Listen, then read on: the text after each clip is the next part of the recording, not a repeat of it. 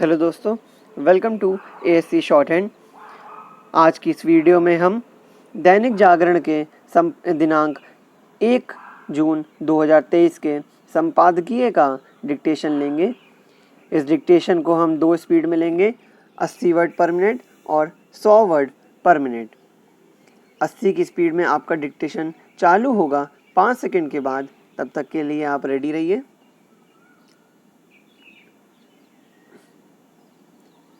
Start. Rahul Gandhi भले ही नफ़रत के बाज़ार में मोहब्बत की दुकान खोलने का दावा कर रहे हों, लेकिन इस दुकान से वह जैसे बयान दे रहे हैं वे विभाजनकारी, उकसावे वाले और भारत विरोधी ताकतों को बल देने वाले हैं। इसका ताज़ा प्रमाण है सैन फ्रांसिस्को में उनकी ओर से दिया गया यह बयान कि आज भारत में मुसलमानों की जो स्थिति है वह ठीक वैसी ही है जैसी पिछली सदी के 9वें दशक में उत्तर प्रदेश में दलितों की थी। उनके अनुसार आज जिस स्थिति में मुस्लिम समुदाय है वैसी ही देश के सभी अल्पसंख्यक समुदायों यानी सिखों, ईसाइयों के साथ दलितों एवं आदिवासियों की भी है। उनकी माने तो मुस्लिम समेत अन्य अल्पसंख्यक डरे हुए हैं। राहुल गांधी ने कुछ इसी तरह का बयान कुछ समय पहले अपनी लंदन यात्रा के दौरान भी दिया था। तब उनकी जमकर आलोचना हुई थी, लेकिन साफ है कि उनकी सेहत पर कोई असर नहीं पड़ा। वे किस तरह बिना सोचे समझे बोलते हैं, इसका प्रमाण उनका यह कहना है कि आज मुसलमानों की वही स्थिति है जो एक समय उत्तर प्रदेश में दलितों की थी। वह उस समय का जिक्र कर रहे थे जब उत्तर प्रदेश के साथ केंद्र में भी कांग्रेस की सरकार थी। क्या वह ये कहना चाहते हैं कि कांग्रेस के शासन के समय दलितों का उत्पीड़न हो रहा था? साफ है कि वह यह भी भूल गए कि 1984 में जब राजीव गांधी प्रधानमंत्री थे तब दिल्ली और कुछ और शहरों में सिखों का कैसा संहार हुआ था। किसी को उन्हें यह भी याद दिलाना चाहिए कि कांग्रेस के शासन के समय हाशिमपुरा, मलियाना, भागलपुर आदि में क्या हुआ था। राहुल गांधी का बार बार यह कहना कि मुसलमान समेत अन्य अल्पसंख्यक डरे हुए हैं और उनके साथ दोयम दर्जे का व्यवहार हो रहा है, उन देसी विदेशी ताकतों के मन की मुराद पूरी करने वाला है जो यह दुष्प्रचार करने में लगे हुए हैं कि भारत में अल्पसंख्यकों और विशेष रूप से मुसलमानों की मुसीबत बढ़ गई है। ऐसा दुष्प्रचार करने वालों में पाकिस्तान भी है और अल-कायदा जैसा आतंकी संगठन भी। हैरानी नहीं कि पाकिस्तान के साथ जिहादी संगठन और खालिस्तानी उनके इस बयान को हाथों हाथ ले।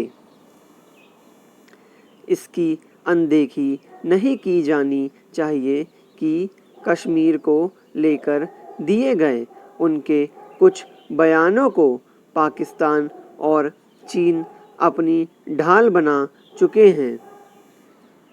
राहुल गांधी कहीं भी कुछ भी बोलने के लिए स्वतंत्र हैं, लेकिन उन्हें इसकी परवाह तो करनी ही चाहिए कि उनके कहे का क्या और कैसा असर होगा। वैसे इसकी उम्मीद कम ही है, क्योंकि उनका मोदी विरोध अंध विरोध में तब्दील हो चुका है। राहुल गांधी का ताज़ा बयान इसकी ही पुष्टि करता है कि कांग्रेस मुसलमानों के मन में काल्पनिक भय का भूत खड़ा कर उनके वोट हासिल करने की अपनी पुरानी नीति पर लौट आई है। स्टॉप। दोस्तों, इसी डिक्टेशन को अब हम 100 वर्ड पर मिनट की स्पीड से लेंगे और आपका समय चालू होगा 5 सेकंड के बाद। तब तक के लिए आप रेडी रहिए।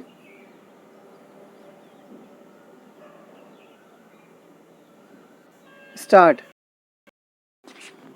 राहुल गांधी भले ही नफरत के बाजार में मोहब्बत की दुकान खोलने का दावा कर रहे हों, लेकिन इस दुकान से वह जैसे बयान दे रहे हैं वे विभाजनकारी, उकसावे वाले और भारत विरोधी ताकतों को बल देने वाले हैं।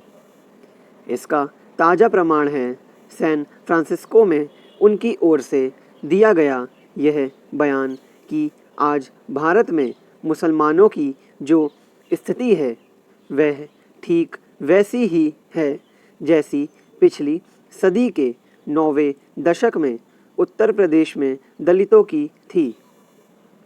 उनके अनुसार आज जिस स्थिति में मुस्लिम समुदाय है वैसी ही देश के सभी अल्पसंख्यक समुदायों यानी सिखों, ईसाइयों के साथ दलितों एवं आदिवासियों की भी है।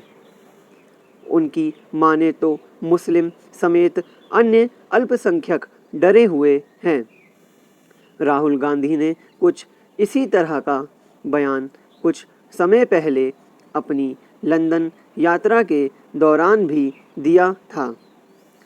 तब उनकी जमकर आलोचना हुई थी, लेकिन साफ है कि उनकी सेहत पर कोई असर नहीं पड़ा।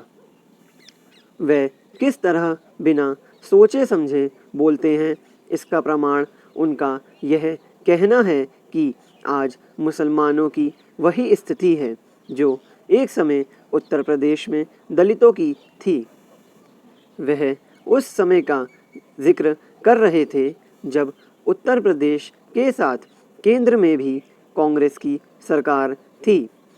क्या वह ये कहना चाहते हैं कि कांग्रेस के शासन के समय दलितों का उत्पीड़न हो रहा था? साफ है कि वह यह भी भूल गए कि 1984 में जब राजीव गांधी प्रधानमंत्री थे तब दिल्ली और कुछ और शहरों में सिखों का कैसा संहार हुआ था।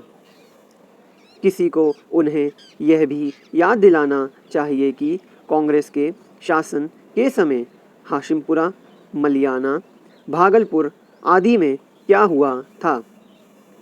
राहुल गांधी का बार बार यह कहना कि मुसलमान समेत अन्य अल्पसंख्यक डरे हुए हैं और उनके साथ दोयम दर्जे का व्यवहार हो रहा है, उन देसी विदेशी ताकतों के मन की मुराद पूरी करने वाला है, जो यह दुष्प्रचार करने में लगे हुए हैं कि भारत में अल्पसंख्यकों और विशेष रूप से मुसलमानों की मुसीबत बढ़ गई है।